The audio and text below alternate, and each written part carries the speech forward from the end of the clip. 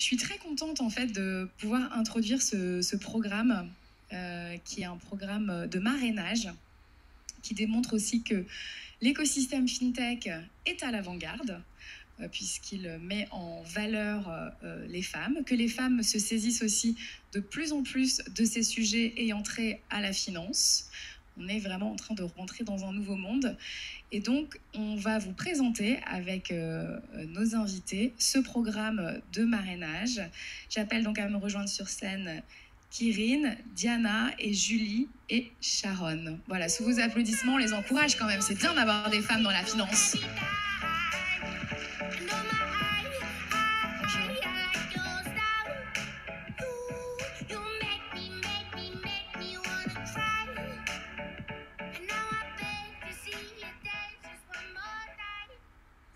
Alors bonjour à tous, déjà on est ravis d'être là.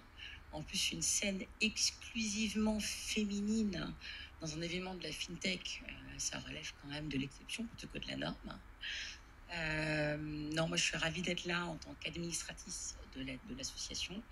Les femmes, la diversité, l'inclusion sont des sujets qui nous tiennent à cœur, sur lesquels on travaille. Alors bien sûr, on ne va jamais assez vite, ça ne va jamais assez fort, ce n'est jamais au bon rythme, mais en fait on part de très très loin.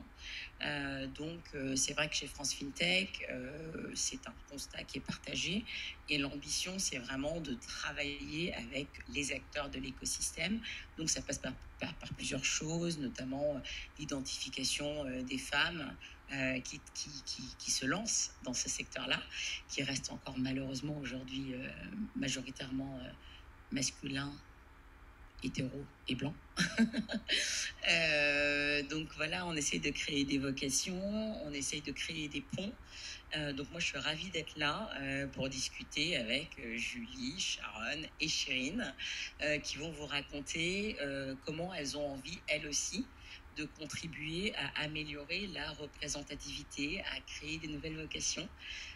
Parce que effectivement, moi, une des intimes convictions que j'ai, c'est que pour créer des vocations, il faut qu'il y ait des mécanismes et des facteurs d'identification, parce que sinon, ça devient extrêmement compliqué. Donc, on va travailler un peu sur ce sujet-là, et peut-être juste très rapidement, sachez quand même collectivement que chez France FinTech, même si aujourd'hui la parité n'est absolument pas encore assurée, ce sont des sujets qui nous tiennent à cœur, ce sont des sujets sur lesquels on travaille, on fait des études, on essaye de comprendre quels sont les freins, quels sont les leviers pour vraiment redynamiser un petit peu tout cet écosystème-là et créer des vocations qui soient davantage équilibrées. Du coup, alors peut-être déjà, je vais vous laisser chacune vous présenter, si ça vous va. Donc je sais pas, on avait dit Sharon, mais comme Julie est à côté de moi, peut-être qu'on va commencer par la corporate, et puis après on échange et puis on discute pour voir un petit peu pourquoi on n'arrive pas à avancer beaucoup plus vite sur ce sujet. Parfait. Bonjour à tous, je suis ravie d'être aujourd'hui avec vous ici pour échanger autour de la mixité et de la diversité. Donc moi je suis Julie Gégou, je suis UX designer et je travaille dans Brest avec 3S, donc c'est la structure qui a vocation à accompagner et à favoriser l'émergence de nouveaux services financiers. Finalement, on est un peu l'incubateur dédié à la FinTech d'Arkea. Sharon Sofer, je suis la fondatrice de Startup for Kids. Startup for Kids, la mission, c'est d'inciter les jeunes, et en particulier les filles et les jeunes issus des quartiers populaires, à aller vers les filières du numérique et de la tech. Avant ça, j'ai travaillé pendant une vingtaine d'années dans le jeu vidéo, dans les télécoms, donc dans des milieux très très tech et très très masculins. Et Chirine Benzayed, donc moi je suis responsable innovation chez Finastra. Finastra, pour ceux qui ne connaissent pas, on est une fintech un peu grosse. On fait des solutions pour les banques, institutions financières. On est présent un peu partout dans le monde et on est surtout ravis de soutenir ce programme de marrainage et d'être présent aujourd'hui sur cette table ronde. Alors, première question, finalement pour Sharon et Chérine. Donc, je sais que vous travaillez ensemble de manière assez rapprochée sur un programme de marrainage. Est-ce que vous pourriez nous en dire un petit peu plus et nous dire en quoi ça consiste ? Ouais, on a lancé, alors juste pour vous donner un ordre d'idée, l'an dernier, on a accompagné à peu près entre 6 et 7 000 jeunes sur différents types de programmes. Et pour les plus petits, on fait des programmes courts, entre guillemets, avec beaucoup d'ateliers pour leur montrer concrètement c'est quoi la tech, le numérique, comment ça peut changer leur vie et leur pratique. Et surtout des approches sur ce qu'on appelle les soft skills, donc les compétences de travail en équipe, de créativité, etc. Donc on fait plein d'ateliers, et plus les jeunes grandissent en âge, et plus on essaie de les engager et de les rendre vraiment acteurs de leurs études, leur apprentissage, et leur montrer qu'ils vont apprendre toute leur vie et beaucoup par eux-mêmes. Donc on a mis en place beaucoup de hackathons, et cette année on a développé un programme qui est sur toute une année scolaire. Et l'idée, c'est que des filles par équipe développent des solutions sur l'égalité femmes-hommes. Et elles vont se comporter en super chef de projet, puisqu'on a démarré hier la première séquence. Et elles ont toute une année scolaire pour développer cette solution avec d'abord de l'acculturation. Donc elles vont rencontrer des experts, des gens qui travaillent sur le sujet, commencer à imaginer une solution, à tracer les contours de la solution, prototyper par des designs la solution, et développer. C'est pas elles qui vont développer, mais en partenariat avec des étudiants d'écoles d'ingénieurs. Donc à la fois, elles vont réaliser à quel point elles sont capables de monter un projet, l'enthousiasme de l'idée ces équipes, de travailler avec des gens de tout âge, et cerise sur le gâteau, développer un réseau et avoir des gens, des parrains, marraines, des accompagnateurs qui sont avec elles tout au long des différentes étapes. Et donc, on travaille évidemment ces programmes en partenariat avec des entreprises, les pouvoirs publics. Et l'idée, c'est que finalement, elles commencent à mettre un pied, à comprendre c'est quoi le monde professionnel. Et l'objectif, évidemment, c'est de leur donner envie. Alors moi, une question que j'ai, c'est comment Finastra, finalement, s'inscrit dans cet exercice-là? Oui, alors nous, ça fait un moment qu'on travaille avec Sharon, avec l'équipe Startup for Kids. Il y a différentes façons de participer finalement et de soutenir ce genre de programme, ce genre d'initiative pour les jeunes filles et puis pour les enfants de manière générale, pour les initier à la tech. Nous, ce qu'on a fait jusque-là, c'est accompagner ces programmes avec un accompagnement financier pour s'assurer justement que, enfin voilà, on met les moyens là où on pense que c'est important et qu'on peut avoir de l'impact. Il ne faut pas seulement en parler, mais il faut mettre les moyens aussi. Et aussi à travers des collaborateurs qui sont volontaires, qui sont intéressés, qui vont participer au hackathon, aux différents événements pour accompagner les enfants ou les jeunes filles dans ces activités-là. Et alors du coup, une question pour Brest. Finalement, vous, comment vous vous inscrivez dans cette dynamique-là et quelle est l'ambition que vous avez envie de réaliser sur ces sujets? Alors, il faut savoir que chez Arkia, en tout cas, on a cette volonté de favoriser la mixité, la diversité sous toutes ses formes dans l'entreprise, et essayer de faire changer les choses au sein des écosystèmes de toutes les entreprises qui se sentiraient inspirées. Et on sait que c'est notre responsabilité aussi d'avoir des actions concrètes et de mener des choses qui soient suffisamment inspirantes. Par exemple, on a formé en 4 ans nos 10 000 collaborateurs à ces enjeux de stéréotypes, de mixité. On a participé aussi, on a mené cette étude avec France FinTech qui dresse un état des lieux de la place de la femme dans la FinTech. L'ambition aujourd'hui, c'est d'aller un cran plus loin, de s'inscrire dans des initiatives qui sont davantage concrètes, pragmatiques et en réelle implication sur le terrain. Et c'est tout le sens aussi qu'on donne à cette initiative du programme de marrainage. Et quand France FinTech nous a sollicité pour accompagner ces jeunes lycéennes, c'est tout naturellement qu'on a répondu présent. C'est vrai qu'on est convaincu que c'est dès le plus jeune âge qu'on peut en tout cas essayer de changer ses biais. Et à titre personnel, quand j'étais lycéenne, si on m'avait dit finalement que j'avais l'opportunité ou le droit en tout cas d'entreprendre, c'est quelque chose que j'aurais vu différemment dans mon parcours, plutôt que d'être enfermée dans une compétence ou dans une formation qui m'oblige à penser, à raisonner toujours de la même manière. Donc je trouve que c'est un programme en tout cas très novateur, et malgré le fait que ce soit plein de petites actions comme ça qui contribuent à essayer de faire bouger les choses, faire bouger les lignes, c'est vrai qu'il faut avoir ça en tête et se dire que chaque action, aussi petite qu'elle soit, finalement contribue à un enjeu qui est assez important, et que en tout cas on est persuadé aussi chez Arkia qu'on ne pourra pas le faire tout seul, et que ce sera un engagement en fait qui va se faire sur du long terme et collectivement. Et c'est pour ça qu'on travaille également sur une deuxième étude pour pouvoir impliquer donc, ces lycéennes qui vont avoir l'opportunité de contribuer à l'étude en apportant un peu leur vision par rapport à la place de la femme dans les métiers de la tech et de la fintech. Et en tout cas, on est très engagés sur le sujet.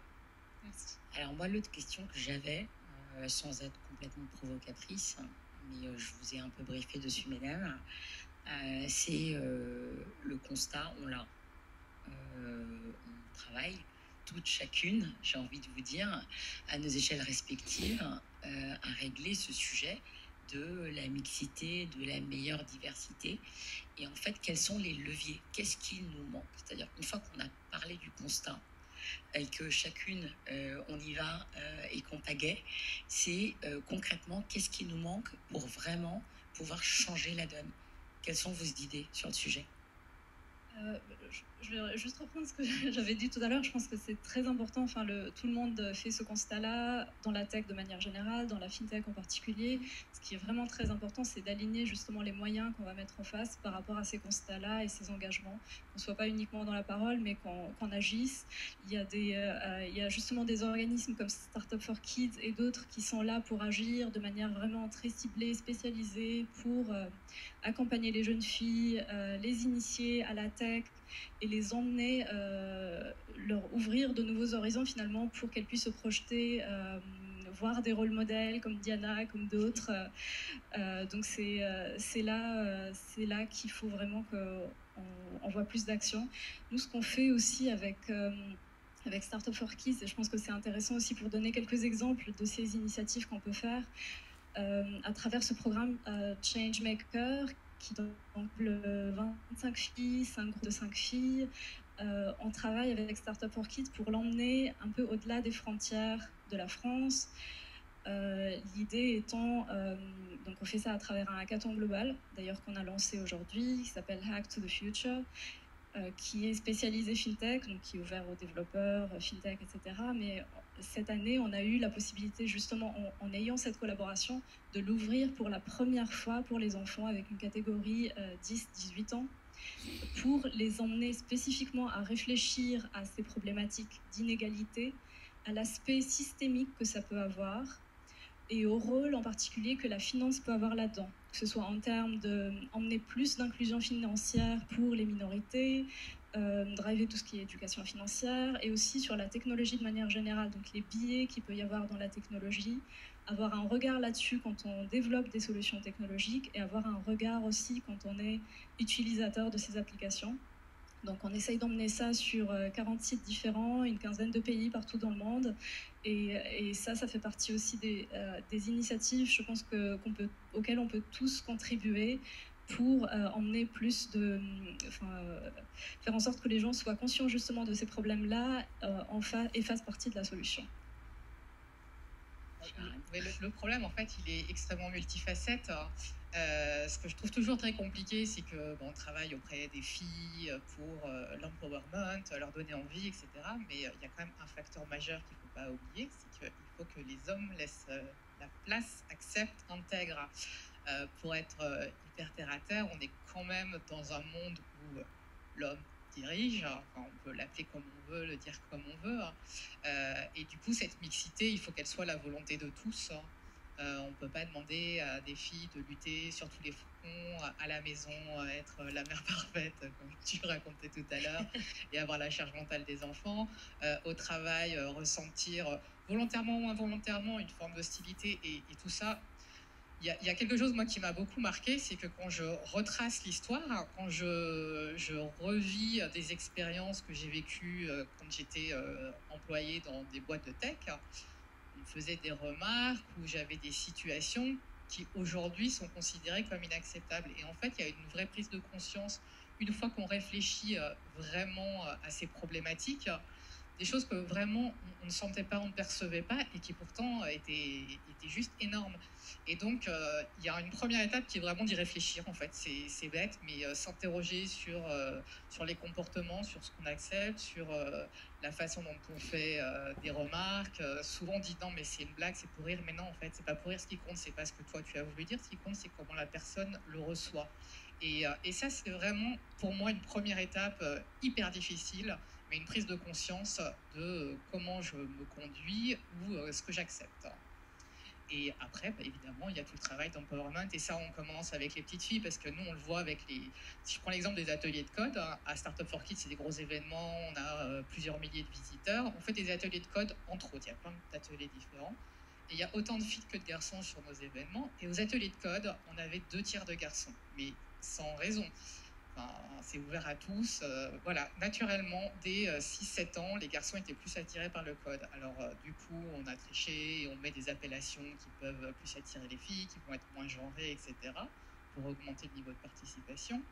Les hackathons, pareil, on ouvre les inscriptions, on avait plus de garçons qui s'inscrivaient, c'était complet avec des garçons, donc on a mis des quotas.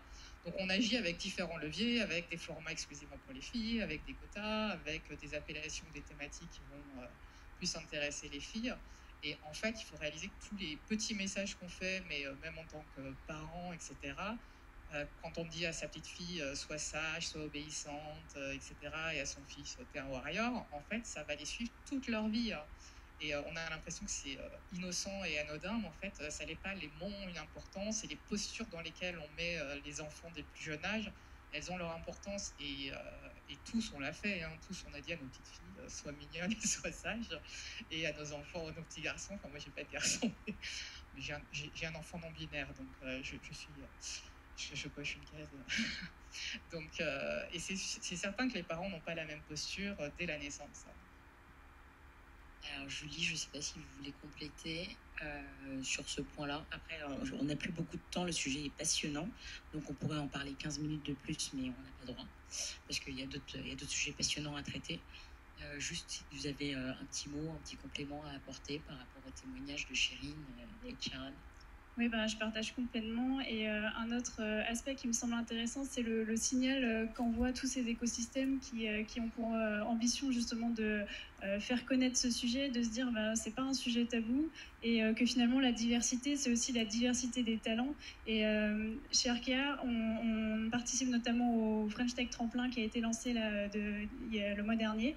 Et on se rapproche aussi des écoles davantage et de plus en plus pour essayer de proposer des formats différents et de faire émerger ces talents dès le plus jeune âge. Et c'est vrai que c'est des initiatives en tout cas qui comptent et qui commencent à prendre sur le territoire. Donc c'est plutôt un signal très encourageant.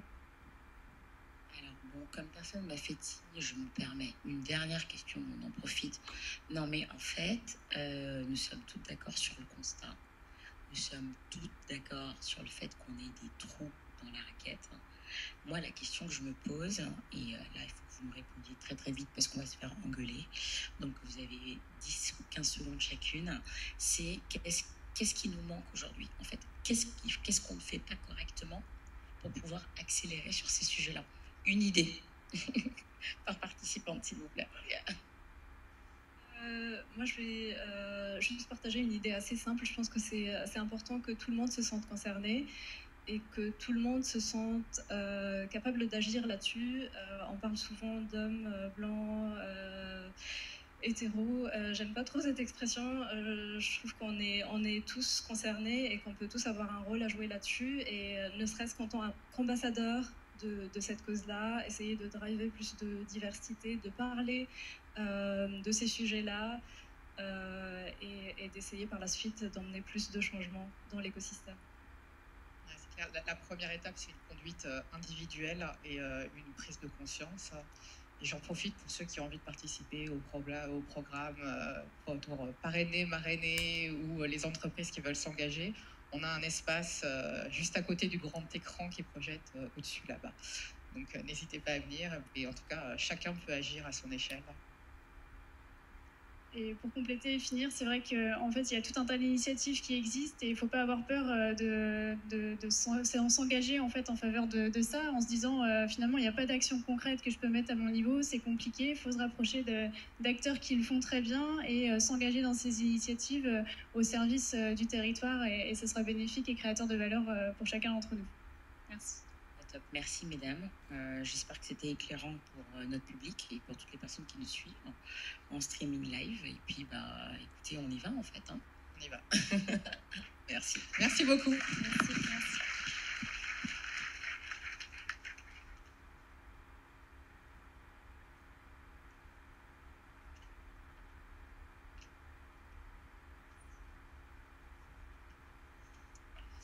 Merci beaucoup, mesdames.